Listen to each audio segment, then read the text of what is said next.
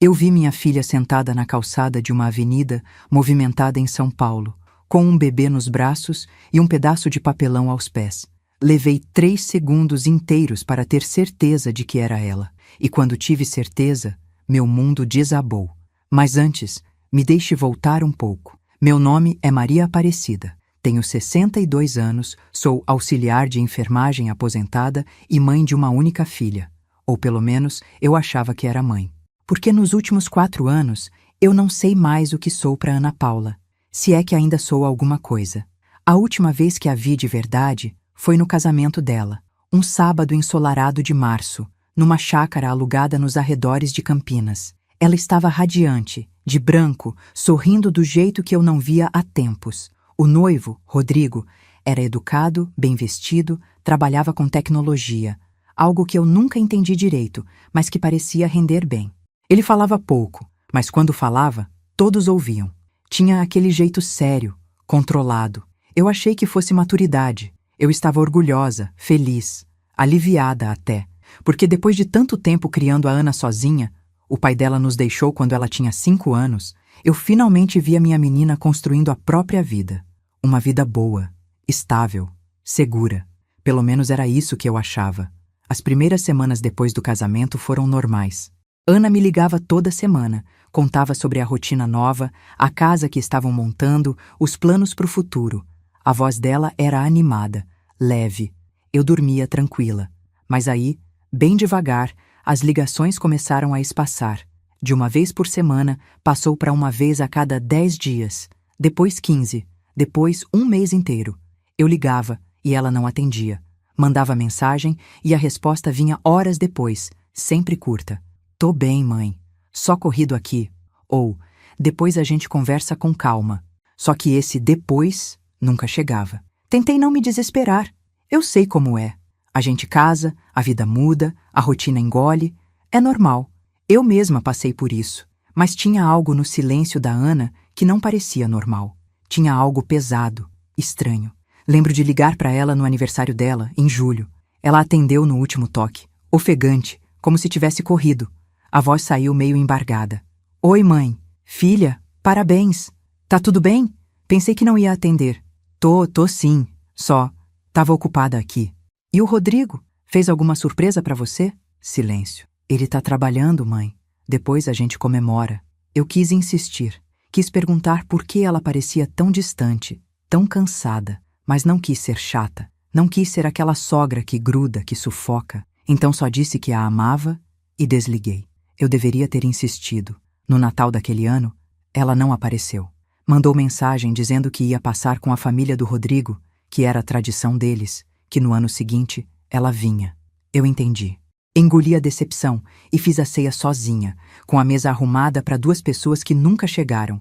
Eu parei de esperar, mas o que eu não parei foi de pensar nela. Toda noite, antes de dormir, eu olhava para o celular esperando uma mensagem, uma ligação, um sinal de que ela ainda lembrava que tinha uma mãe. E toda noite o silêncio gritava mais alto. Teve uma vez que eu fui até Campinas. Não avisei. Simplesmente peguei o ônibus e fui. Eu tinha o endereço. Ela tinha me mandado no começo, quando ainda conversávamos. Cheguei lá no meio da tarde, numa rua arborizada de casas bonitas e muros altos. Toquei a campainha. Ninguém atendeu. Toquei de novo. Nada. Fiquei ali parada, segurando a bolsa, sentindo o sol quente na nuca e a vergonha subindo pelo peito. Eu parecia uma louca, uma intrusa, uma mãe desesperada. Esperei quase 1 hora. Nada. Quando já estava indo embora, a vizinha do lado saiu para regar as plantas. Uma senhora de uns 60 anos, simpática. Você tá procurando alguém, querida? Minha filha, Ana Paula. Ela mora aqui. A mulher franziu a testa. Ana Paula. Ah, a moça quietinha. Ela mora sim, mas eu quase nunca vejo ela. O marido sai cedo, volta tarde. Bom, ela não sai muito não. Eu forcei um sorriso. Entendi. Obrigada. Voltei para casa com o coração apertado e com uma pergunta martelando na cabeça. Por que minha filha não sai de casa? Tentei ligar de novo. Mensagens, e-mails. Nada. Foi aí que comecei a aceitar o inaceitável. Eu tinha perdido minha filha. Não para a morte, não para a distância física, mas para algo pior. Para um silêncio voluntário. escolhido. Ou pelo menos era isso que eu achava. 3 anos se passaram assim. 3 anos de vazio, de culpa, de noites sem dormir me perguntando o que eu tinha feito de errado. Se eu tinha sido ausente demais, presente demais, se eu deveria ter dito algo no casamento, se eu deveria ter visto algo que não vi.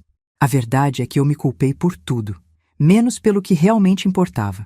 Até que, há 2 meses, recebi um convite para um congresso de saúde em São Paulo. Normalmente eu não iria. Sou aposentada, não preciso mais de certificado. Mas estava cansada da rotina, cansada de ficar remoendo o passado. Resolvi aceitar. E foi aí que tudo mudou. No último dia do evento, decidi sair mais cedo. Peguei um Uber e pedi para o motorista passar pelo bairro onde a Ana morava, ou onde eu achava que ela ainda morava. Não ia bater na porta de novo, não ia me humilhar de novo. Só queria ver, sentir, ter a ilusão de que estava perto dela, mesmo que fosse mentira. O motorista seguiu pelo GPS. Entramos numa região mais afastada do centro, com prédios antigos e comércio popular. Eu estranhei. Não era o endereço que eu tinha, mas o GPS insistia. Continuei. Foi quando pedi para ele parar. Na calçada, sentada no chão sujo, encostada numa parede pichada, estava uma mulher, jovem, magra demais, cabelo desgrenhado, roupa velha, e nos braços, um bebê enrolado num cobertor surrado. Ela olhava para o nada. Eu olhei de relance, como a gente olha para qualquer pessoa em situação de rua, com pena, com culpa, com pressa de desviar o olhar.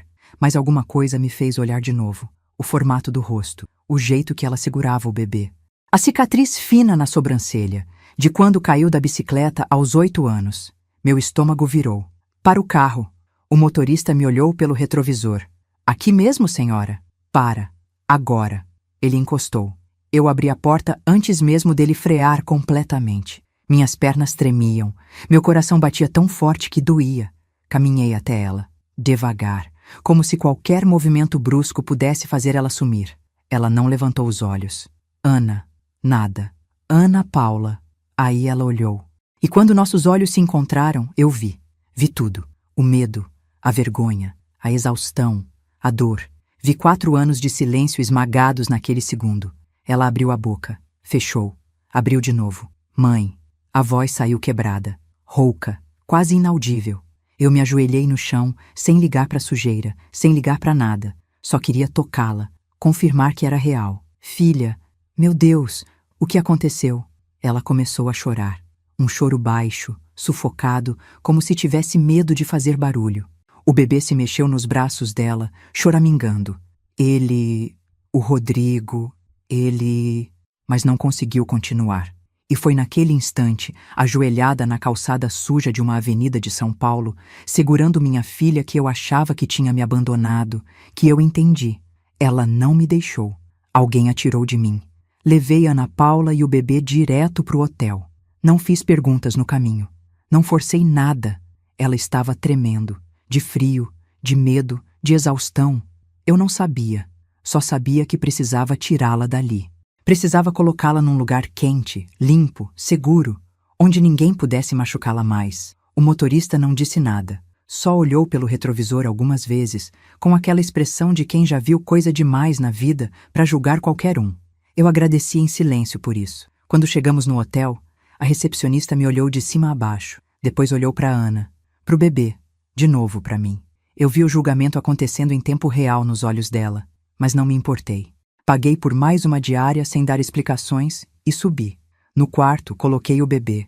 Uma menina, percebi pelo lacinho sujo no cabelo. Na cama, enrolada nas cobertas. Ana ficou de pé, parada no meio do cômodo, como se não soubesse o que fazer. Como se tivesse esquecido como é estar dentro de 4 paredes. Senta, filha, por favor. Ela obedeceu, devagar, mecânico. Pedi comida pelo telefone. Sopa, pão, suco, mingau para o bebê.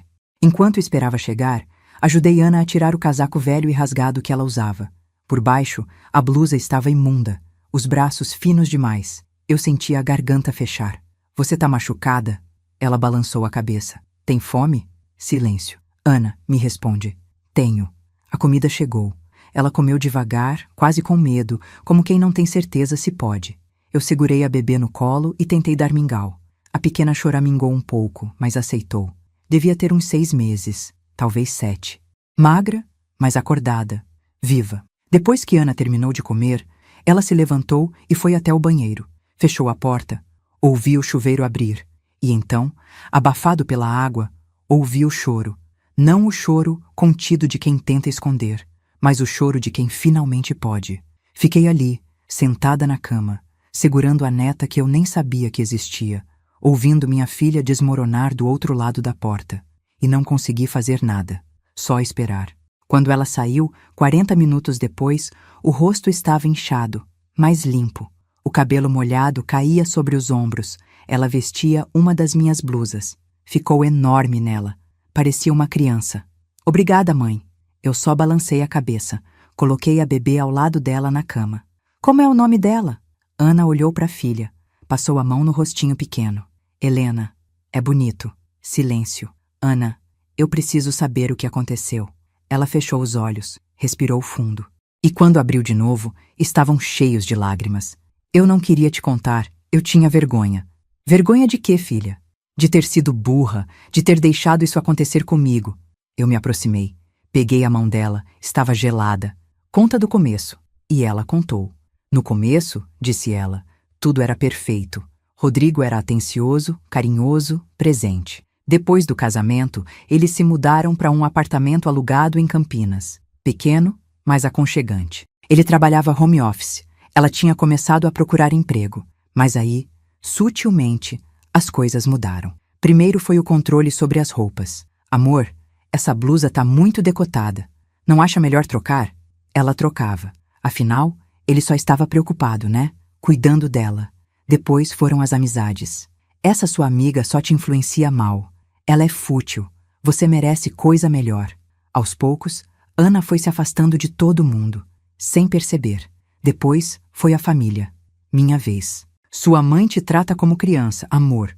Você não vê? Ela não aceita que você cresceu, que tem uma vida própria agora. Ela te sufoca. Ele dizia isso sempre que eu ligava, sempre que eu mandava mensagem. Até que Ana começou a acreditar. Eu achei que ele tivesse razão, mãe. Achei que você fosse possessiva demais, que eu precisava de espaço para construir meu casamento. Eu engoli seco, não consegui falar. Mas o problema era outro, ela continuou, a voz tremendo. O problema era que ele queria me isolar, queria que eu não tivesse ninguém além dele. E conseguiu. Depois que Ana parou de falar comigo, Rodrigo ficou ainda mais controlador. Ele trancava o celular dela com senha. Dizia que era para proteger. Checava as mensagens, os e-mails, tudo. Se ela demorava para responder, ele acusava de estar escondendo algo. Você tá me traindo? É isso? Quem é? Fala. Não adiantava explicar. Não adiantava chorar. Ele tinha decidido que ela era culpada. E nada mudava isso. Ana começou a andar sobre ovos. Tudo que fazia, pensava 2 vezes. Tudo que dizia, media. Porque qualquer coisa, podia desencadear uma crise. Então, ele perdeu o emprego. Foi culpa da economia, ele disse. Mas Ana descobriu depois que ele tinha sido demitido por conflitos com a equipe, por comportamento agressivo. Só que, claro, ele não admitiu. A culpa sempre era dos outros. Sem dinheiro, eles tiveram que sair do apartamento. Rodrigo disse que iam morar com a mãe dele por um tempo, só até se reorganizar. Ana aceitou. Não tinha escolha. Mas a mãe do Rodrigo era pior que ele. Você não sabe cozinhar? Que tipo de esposa é você? Tá engordando, hein? Cuidado, senão meu filho vai trocar você. Rodrigo merecia uma mulher melhor. E Rodrigo? Rodrigo ria. Concordava. Ou simplesmente ignorava. Nunca defendeu Ana. Nem uma vez. Foi nessa época que Ana descobriu que estava grávida. Eu achei que fosse mudar, mãe. Achei que ele ia, sei lá, melhorar, amadurecer. Mas foi o contrário. Rodrigo ficou furioso. Disse que ela tinha feito de propósito, que queria prender ele, que era uma armadilha. Você quer me destruir, né? Agora vou ter que sustentar mais uma boca. A gravidez foi um inferno. Ana passava mal e ninguém ligava. Ela precisava de remédio e Rodrigo dizia que não tinha dinheiro. A sogra reclamava do choro, da preguiça, de tudo. Quando Helena nasceu, Ana achou que tudo ia melhorar. Mas Rodrigo mal olhou para a filha. Disse que ela chorava demais, que dava trabalho demais, que Ana não sabia cuidar direito. Você é uma mãe péssima. Olha só, a menina nem para de chorar. E a sogra piorava. Criticava tudo. A forma como Ana segurava o bebê, como trocava fralda, como amamentava. Nada era bom o suficiente. Até que um dia, 3 meses atrás, Rodrigo simplesmente sumiu. Saiu de manhã dizendo que ia procurar emprego e não voltou. Nem naquele dia, nem no outro, nem na outra semana. A mãe dele expulsou Ana de casa. Meu filho te abandonou porque você não presta. Agora sai daqui e leva essa criança. Ana saiu com a roupa do corpo e a filha nos braços. Sem dinheiro, sem telefone, sem nada. Tentou pedir ajuda para algumas pessoas, mas sem documentos.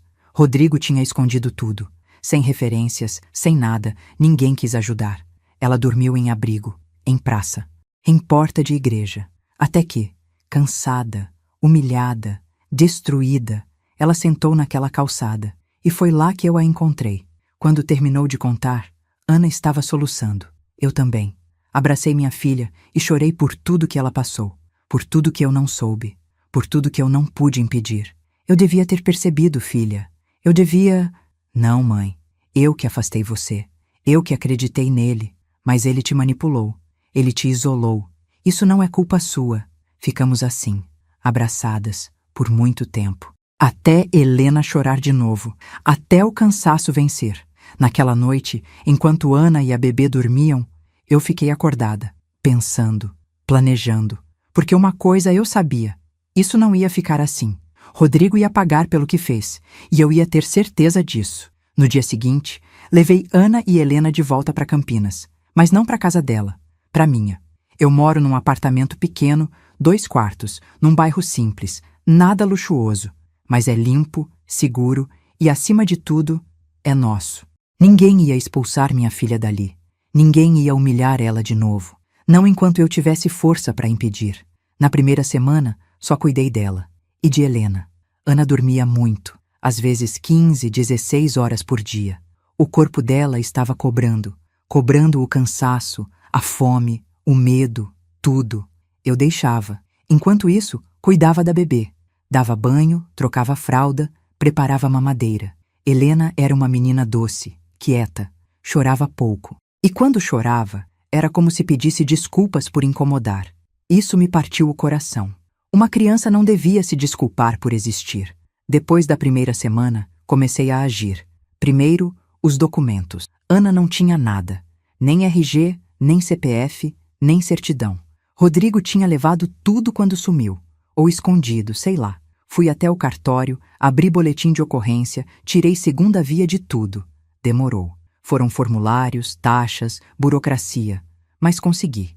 Enquanto isso, matriculei Ana numa consulta com psicóloga. Ela resistiu no começo. Mãe, eu não preciso disso. Precisa sim. E não tô perguntando. Tô avisando. Ela foi. Reclamando, mas foi. A psicóloga, doutora Fernanda, era uma mulher de uns 40 anos. Calma, direta. Depois da terceira sessão, ela me chamou para conversar. Dona Maria, sua filha passou por abuso psicológico severo. Isolamento, manipulação, gaslighting. Isso deixa marcas profundas. Ela vai precisar de tempo e de apoio. Ela tem. Enquanto eu tiver vida, ela tem. Fernanda sorriu. Eu sei, mas a senhora também precisa entender uma coisa. Ana se sente culpada. Ela acha que foi responsável pelo que aconteceu, que foi fraca, burra. E não foi. Ela foi vítima de um agressor que sabia exatamente o que estava fazendo. Aquilo me acertou no peito. O que eu faço? Continue sendo o que a senhora já é, um porto seguro, e deixe ela processar no tempo dela. Saí de lá com o coração pesado, mas determinada. Porque enquanto Ana se curava, eu tinha outra missão: encontrar Rodrigo. Comecei pelas redes sociais, Facebook, Instagram, LinkedIn. O perfil dele estava ativo, foto de perfil sorrindo, como se nada tivesse acontecido, como se não tivesse deixado uma mulher e uma filha na rua. As postagens eram poucas, mas suficientes. Uma foto num restaurante, outra num bar. Comentários de gente elogiando, curtindo. Ninguém fazia ideia do monstro que ele era. Anotei tudo. Prints, datas, localizações. Então procurei a mãe dele, Vera Lúcia Silva. O endereço eu já sabia. Ana tinha me contado. Fui até lá num sábado de manhã. Não para bater na porta, só para observar. A casa era simples. Pintura descascada, portão enferrujado. Uma mulher saiu por volta das 10 da manhã. Magra, cabelo curto, cara amarrada. Tinha que ser ela. Esperei ela sumir na esquina e voltei para casa. Mas a informação mais importante veio de onde eu menos esperava. Uma ex-namorada do Rodrigo. Estava fuçando o perfil dele no Facebook. Eu sei, parece coisa de louca, mas eu precisava entender com quem eu estava lidando. Foi aí que vi, nas fotos antigas, uma menina que aparecia muito entre 2018 e 2020. Cabelo cacheado, sorriso bonito. Nos primeiros posts, ela parecia feliz. Nos últimos, o sorriso tinha sumido. Cliquei no perfil dela, Júlia Mendes, pública. Comecei a descer a timeline. E foi aí que vi, em 2021, um post longo. Ela falava sobre ter saído de um relacionamento abusivo. Não citava nome, mas os detalhes: isolamento da família, controle do celular, ciúmes doentio, manipulação emocional. Eu li 3 vezes e tive certeza. Mandei mensagem privada, me apresentei, expliquei quem eu era e o que tinha acontecido com a Ana. Não esperava resposta, mas ela veio, no mesmo dia. Dona Maria, eu estava esperando por isso. Eu sabia que ele ia fazer de novo. Marcamos de conversar. Ela topou na hora. O nome dela era Júlia. Tinha 28 anos e tinha namorado Rodrigo por 2 anos, antes de conhecer Ana. A história era quase idêntica. Controle, isolamento, humilhação. Júlia conseguiu sair, mas só porque a família interveio a tempo. Ele é perigoso, Dona Maria, e ele não para. Ele escolhe mulheres vulneráveis, frágeis, e destrói elas aos poucos. Você tem provas? Mensagens, áudios, alguma coisa? Tenho. Guardei tudo. Mas nunca fiz nada com isso porque tive medo. Ele ameaçou. Disse que se eu falasse ia acabar comigo. Júlia, eu preciso dessas provas. E eu prometo, ele não vai fazer nada com você. Nem com a minha filha. Não de novo. Ela hesitou. Mas depois mandou. Dezenas de prints. Mensagens onde Rodrigo xingava, ameaçava, manipulava. Áudios onde a voz dele destilava veneno. Era tudo o que eu precisava. Mas não era só isso que eu queria. Procurei um advogado. Dr. Henrique, indicado por uma amiga da igreja. Levei tudo. Os prints das redes sociais. As mensagens da Júlia. O relato da Ana. O boletim de ocorrência. Ele analisou tudo em silêncio. Depois levantou os olhos para mim. Dona Maria, isso é sério. Muito sério. Temos material para abrir processo por abandono de incapaz, violência psicológica e possivelmente outros crimes. Mas preciso que a senhora entenda. Isso vai ser desgastante. Pro lado dele, pro seu e principalmente para sua filha. Eu sei, mas ele não pode sair impune. E não vai. Vou entrar com ação imediatamente. Pensão para criança, reparação de danos, tudo. E vou acionar o Ministério Público também. Isso não é só questão civil. É criminal. Saí do escritório dele me sentindo, pela primeira vez em meses, poderosa. Rodrigo tinha destruído minha filha, mas eu ia reconstruir ela. E destruir ele no processo. Enquanto isso, Ana começava a melhorar. Devagar, mas melhorava. Ela sorria às vezes, brincava com Helena, ajudava nas tarefas de casa. Ainda tinha dias ruins, dias onde ela acordava e chorava sem motivo. Mas os dias bons começaram a aparecer. Numa tarde, ela veio até a cozinha enquanto eu preparava o almoço. Mãe, obrigada. Eu olhei para ela. Por quê, filha? Por não ter desistido de mim, mesmo quando eu desisti de você. Larguei a colher, abracei ela, forte. Eu nunca desistiria de você. Nunca. Mas enquanto a gente se reconstruía, Rodrigo continuava sua vida, postando fotos, saindo, rindo, como se nada tivesse acontecido. Foi aí que o advogado me ligou. Dona Maria, conseguimos localizar ele oficialmente. Ele está morando em São Paulo, Vila Mariana, trabalhando numa empresa de TI. Ele tem dinheiro, então. Tem e vai ter que pagar. A intimação sai essa semana. Eu desliguei o telefone com o coração acelerado. Finalmente ele ia ter que responder. Mas o que eu não esperava era o que aconteceu 3 dias depois. Rodrigo bateu na minha porta. Eu abri sem pensar. E me vi cara a cara com o homem que destruiu minha filha. Ele estava de terno, cabelo gel, perfume caro, sorriso falso. Boa tarde, sogra. A Ana tá? Meu sangue ferveu. Você tem coragem de aparecer aqui? Ele deu de ombros. Vim buscar minha filha. Tenho direito. Direito? Você abandonou ela, deixou as duas na rua. Isso é mentira. A Ana que saiu de casa. Eu até procurei ela. Não minta pra mim, Rodrigo. Eu sei de tudo. Ele estreitou os olhos. Sabe de quê? Do controle, da manipulação, do abandono. Tenho provas, tenho testemunhas, e você vai pagar por tudo. O sorriso dele sumiu, a máscara caiu, e o que apareceu foi puro veneno. Você não sabe com quem tá mexendo, velha. Eu posso fazer sua vida virar um inferno. Tarde demais. Você já fez isso com a minha filha. Ele deu um passo pra frente. Eu não recuei. Eu vou entrar e vou levar o que é meu. Você não vai entrar. E se tentar, eu chamo a polícia. Chama. E eu conto pra eles que você tá sequestrando minha filha. Meu coração disparou. Mas antes que eu pudesse responder, ouvi uma voz atrás de mim. Eu não sou sua. Era Ana. Ela estava parada na porta da sala, pálida, tremendo, mas de pé, segurando Helena no colo. Rodrigo olhou pra ela e sorriu. Aquele sorriso nojento, controlador. Amor, que bom te ver. Tava com saudade. Não fala comigo. Ana, para com isso. Você sabe que a gente se ama. Isso tudo é mal entendido. Mal entendido? Você me jogou fora, me deixou na rua com nossa filha. Eu não fiz isso. Você que saiu. E agora tá botando sua mãe contra mim. Ana deu um passo à frente. A voz saiu firme. Você acabou, Rodrigo. Eu sei quem você é. E todo mundo vai saber também. Ele riu, mas era uma risada nervosa. Você não tem coragem. Eu tenho. E vou provar. Rodrigo olhou para mim, depois para Ana. Depois virou e saiu.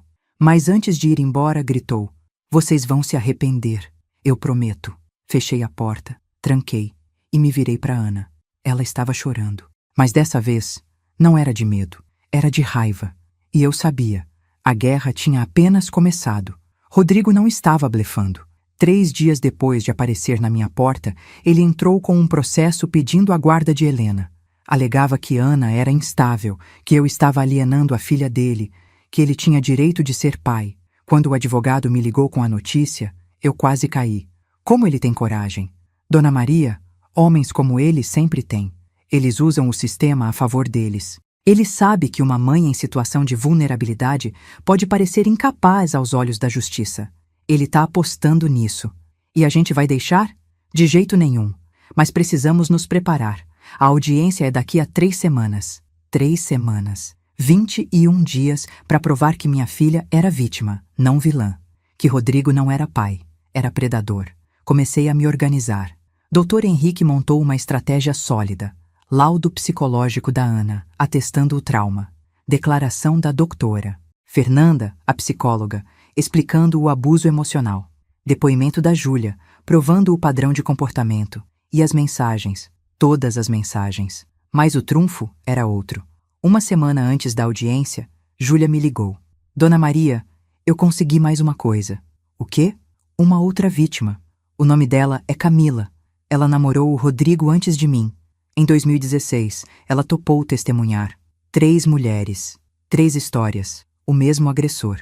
Enquanto isso, Ana se preparava do jeito dela. A psicóloga tinha dito que ela precisava estar pronta para ver Rodrigo de novo, para falar sobre o que aconteceu. E ela estava tentando. Treinava comigo. Eu fazia o papel dele, perguntava as coisas que o juiz ia perguntar. Ela tremia, gaguejava, mas não desistia. Mãe, eu preciso fazer isso, por mim e pela Helena. No dia da audiência, acordei às 5 da manhã. Não conseguia dormir mesmo.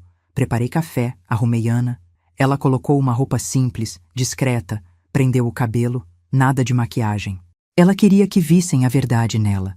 E a verdade estava estampada nos olhos cansados, no corpo magro, na voz baixa. Deixei Helena com uma vizinha de confiança.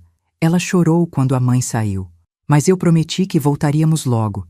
E que quando voltássemos, estaríamos seguras. O fórum era um prédio cinza, frio, cheio de gente. Advogados de terno, famílias nervosas, crianças correndo. A gente esperou numa sala pequena, de paredes brancas. Ana segurava minha mão com força. Eu sentia ela tremer. Vai dar certo, filha. E se não der? Vai dar. Às 9 em ponto, chamaram a gente. Entramos numa sala pequena. O juiz, um homem de uns 60 anos, estava sentado atrás de uma mesa. Do outro lado, Rodrigo e o advogado dele. Ele estava de terno azul marinho, cabelo penteado, postura ereta. Parecia um homem de bem, um pai preocupado. Eu senti nojo. O juiz abriu a sessão. Leu os processos, o nosso e o dele. Depois olhou para nós. A senhora é Maria Aparecida, mãe da requerida?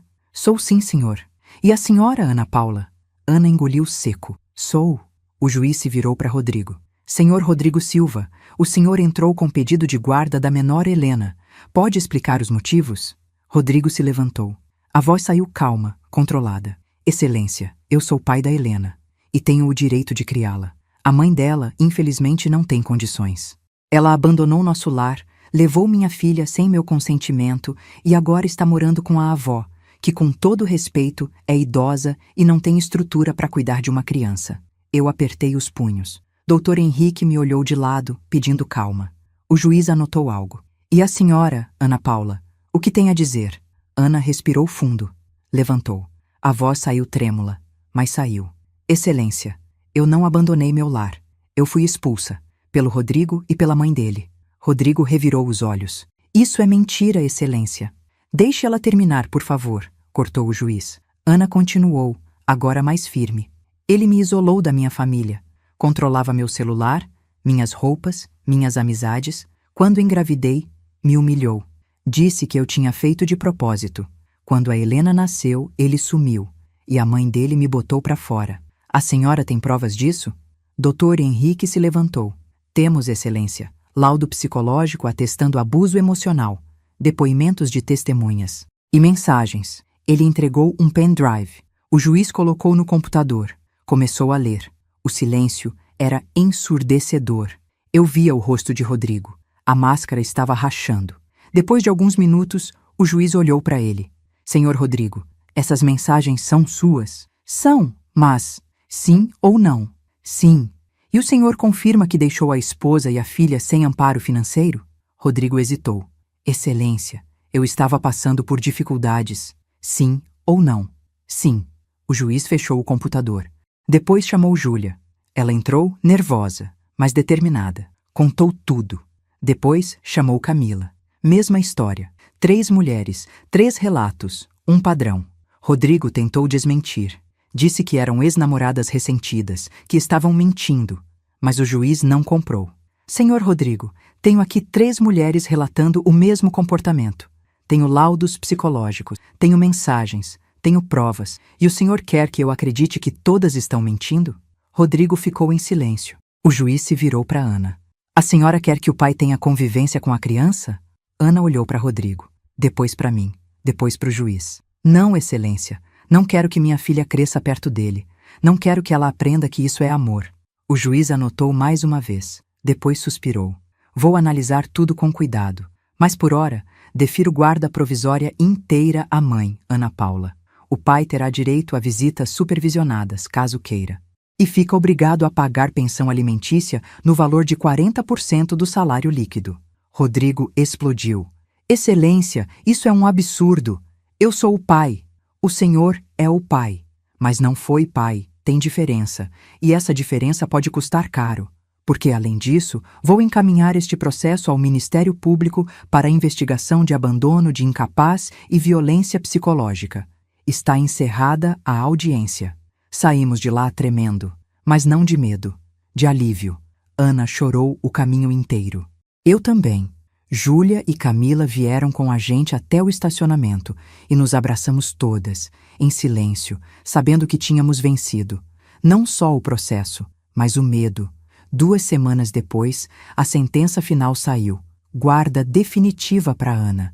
Pensão fixada e Rodrigo indiciado pelo Ministério Público. Ele ia responder criminalmente pelo que fez. Mas a maior vitória não foi judicial. Foi ver Ana sorrir de novo. Aos poucos, ela voltou a ser quem era. Começou a fazer um curso online de design gráfico, algo que sempre quis, mas Rodrigo dizia que era besteira. Arrumou uns trabalhos freelance. Nada grande, mas o suficiente para se sentir útil de novo. Helena crescia rápido. Com 1 ano, já engatinhava por toda a casa, rindo, brincando, livre. Às vezes eu olhava para ela e pensava, essa menina nunca vai saber o que é ter medo de existir. E isso me enchia de gratidão. Num domingo de tarde, estávamos as 3 no sofá assistindo desenho. Helena dormiu no colo da Ana. Eu olhei para minha filha. Você tá bem? Ela sorriu. Tô, mãe. Finalmente. E o Rodrigo? Ele não importa mais. Ele vai pagar pelo que fez. E eu vou viver. De verdade. Fiquei em silêncio, pensando em tudo. Em como a vida pode virar do avesso em segundos. Em como a gente pode perder alguém, mesmo estando vivo. Em como o amor, às vezes, precisa de coragem. E eu tive coragem. Ana teve coragem. Helena vai ter coragem. Porque a gente sobreviveu. E não só sobreviveu. A gente venceu. 4 anos depois, tem uma foto na minha estante que eu olho todos os dias. Nela, Ana está de pé na varanda do apartamento novo, Helena no colo, as duas sorrindo para o sol da tarde. É uma foto simples, nada de filtro, nada de pose. Só mãe e filha, felizes, livres. Eu tirei essa foto 6 meses atrás, no dia que Ana assinou o contrato de aluguel. Lembro que ela chorou. Não de tristeza, de orgulho. Porque aquele apartamento, pequeno e num bairro modesto, representava tudo. Independência, reconstrução, vida nova. Mãe, eu consegui, ela disse com a voz embargada. Conseguiu, filha. Você sempre foi forte. Só precisava lembrar. Hoje, quando vou visitá-las, não reconheço a mulher que encontrei naquela calçada. A Ana de agora tem o cabelo bem cuidado, brilhante. A pele tem cor de novo. Os olhos têm luz. Ela trabalha de casa como designer gráfica, fez portfólio, conseguiu clientes fixos, tem renda estável, não é rica, mas é dona da própria vida. E isso vale mais que qualquer dinheiro. Helena cresceu rápida. É uma menina esperta, falante, cheia de energia. Adora desenhar igual a mãe. Estuda numa escolinha pública boa, tem amiguinhas, vai em festinhas de aniversário. Uma vida normal. Uma vida que, 3 anos atrás, parecia impossível. Às vezes eu olho para ela e penso, ela não lembra de nada. Não lembra do frio, da fome, da rua. E isso é uma bênção, porque criança não devia carregar esse tipo de peso. Mas teve um dia, uns meses atrás, que me fez refletir sobre tudo isso de um jeito diferente. Era um sábado. Ana tinha me chamado para almoçar no apartamento dela. Fiz macarronada, a favorita da Helena. A gente comeu, conversou, riu. Depois de limpar tudo, Ana colocou Helena para tirar uma soneca e a gente sentou no sofá com café. Foi aí que ela me olhou, séria. Mãe, eu nunca te agradeci de verdade. Filha, não precisa... Preciso sim. Você me salvou, literalmente. Se você não tivesse passado naquela rua, se não tivesse me visto, se não tivesse me levado embora, eu não sei o que teria acontecido comigo, com a Helena. Eu segurei a mão dela. Você não precisa pensar nisso, mas eu penso, todo dia. E eu fico com raiva. Raiva de quê? De mim, por ter deixado as coisas chegarem naquele ponto, por não ter visto os sinais, por ter acreditado nele. Respirei fundo, porque essa conversa eu sabia, tinha que acontecer, mais cedo ou mais tarde. Ana, escuta o que eu vou te dizer. E escuta bem. Você não tem culpa. Zero. O Rodrigo era um manipulador. Ele sabia o que estava fazendo. Ele escolheu você justamente porque você era boa, confiante, generosa. Ele viu isso e usou contra você. Isso não é culpa sua. É dele. Mas eu deixei ele me afastar de você, da minha vida, das minhas amigas. Eu deixei. Você não deixou. Você foi manipulada. Tem diferença. E demorar para perceber não te torna fraca, te torna humana. Ela ficou em silêncio. Depois, suspirou. A terapeuta fala isso também. Mas é difícil acreditar. Eu sei, mas vai chegar um dia que você vai acreditar. E nesse dia, você vai ser livre de verdade. Ana limpou uma lágrima que escapou.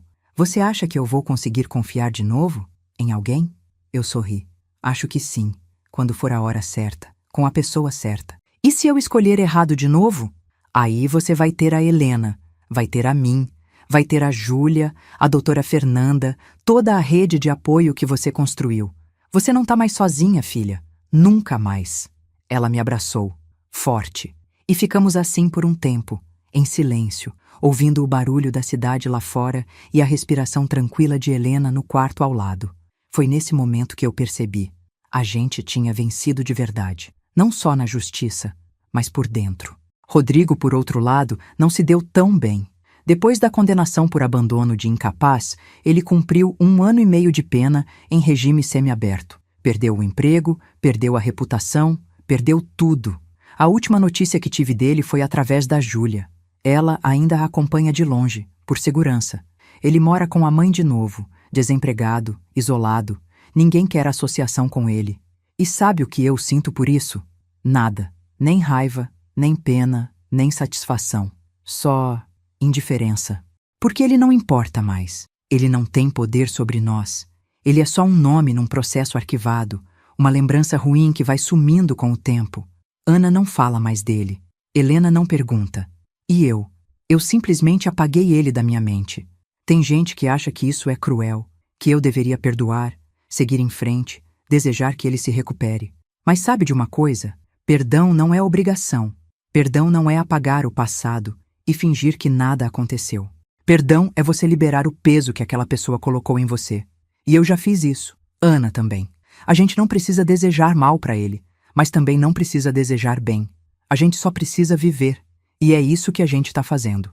Uns dias atrás, fui buscar Helena na escola para Ana, que tinha reunião com o cliente. Quando cheguei, a professora me chamou no canto. Dona Maria, posso falar com a senhora? Meu coração acelerou. Sempre fico com medo quando o professor chama para conversar. Claro. Aconteceu algo? Ela sorriu. Nada de ruim. Só queria falar sobre a Helena. Ela é uma menina incrível, inteligente, criativa, carinhosa. E sabe o que mais me impressiona? O quê? A maturidade emocional dela. Ela entende sentimentos. Ela acolhe os coleguinhas quando estão tristes. Ela compartilha, ajuda, cuida. É raro numa criança dessa idade. Eu senti os olhos marejarem. Ela aprendeu com a mãe. Então a mãe está fazendo um trabalho excelente. Saí de lá com o peito estufado. Porque eu sabia que aquela criança segura, feliz, empática, era a prova de que a gente tinha conseguido quebrar o ciclo. Helena não ia crescer com os traumas da mãe. Ela ia crescer com o amor que a mãe reconstruiu. Hoje de manhã, Ana me ligou empolgada. Mãe, você não vai acreditar. O que foi? Lembra daquela agência de design que eu queria trabalhar? A que eu falei que era impossível porque só contratava gente muito experiente? Lembro. Eles me chamaram para entrevista, viram meu portfólio nas redes sociais e gostaram. Eu gritei. Literalmente gritei de felicidade.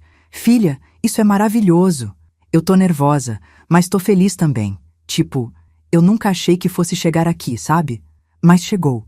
E vai chegar mais longe ainda. Depois que desliguei, fiquei pensando em como a vida é estranha. Em como, 3 anos atrás, a gente estava no fundo do poço. E hoje, a gente está subindo. Devagar, mas subindo. E isso me fez lembrar de uma coisa que a doutora Fernanda me disse uma vez, logo no começo. Dona Maria, recuperação não é linear. Tem altos e baixos, dias bons e dias ruins. Mas o importante é a direção geral. E vocês estão indo para cima. Ela tinha razão. Teve dias, nesses 3 anos, que foram difíceis. Dias que Ana acordava sem forças. Dias que ela tinha pesadelos. Dias que o passado voltava como um fantasma. Mas, no geral, a direção sempre foi para cima. E continua sendo. Semana que vem é aniversário da Helena. Ana está organizando uma festinha no apartamento. Nada grande, só família e amiguinhas da escola. A Júlia vai estar lá. E algumas colegas do curso de design que viraram amigas de verdade. Vai ser mais uma festa de aniversário da Helena que o pai não vai estar. E sabe o que ela disse quando Ana explicou isso? Tudo bem, mamãe. Eu tenho você. E tenho a vovó. E isso já é muito.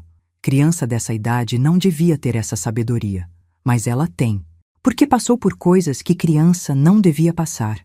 E mesmo assim, escolheu amar. Igual a mãe. Ontem à noite, antes de dormir, peguei aquela foto da estante, a da varanda, e fiquei olhando. Ana e Helena, sorrindo, livres, e pensei, valeu a pena. Todo o sofrimento, toda a luta, todo o medo, valeu a pena.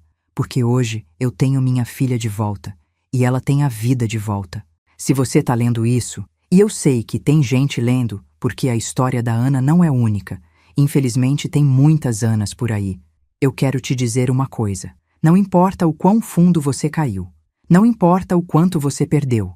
Não importa o quanto você acha que não tem forças. Você tem. E mesmo que não tenha agora, você vai ter, porque a gente é mais forte do que imagina. Principalmente quando deixa alguém ajudar. Pede ajuda. Liga para alguém.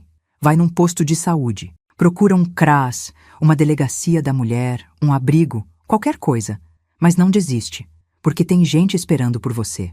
Igual eu estava esperando pela Ana, sem saber, mas esperando. E quando você sair, não se, mas quando, você vai olhar para trás e ver o quanto andou, o quanto cresceu, o quanto venceu, e vai perceber que merecia, sempre mereceu.